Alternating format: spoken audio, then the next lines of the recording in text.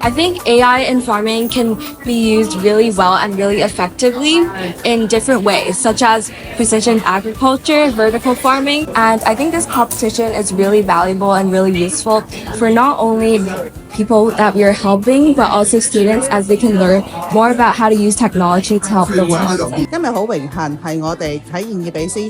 環球可持續發展大獎賞嘅第3屆嘅決賽，我亦都好多謝香港各個學校嘅支持參與，同埋各位評審過嚟支持我哋。咁我希望藉住呢一個比賽，讓更多同學知道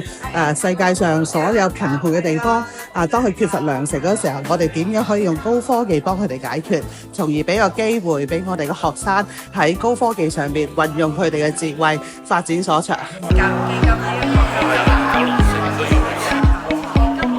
好高興啦！喺呢度咧，嘅特明星啊，因為比斯教育基金主辦嘅啟發性而家新嘅教程啦。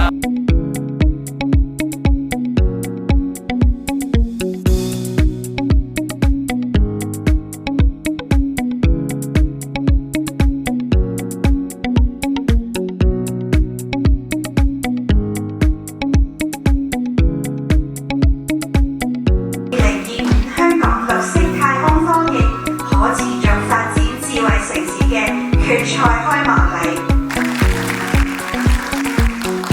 多謝大家第3年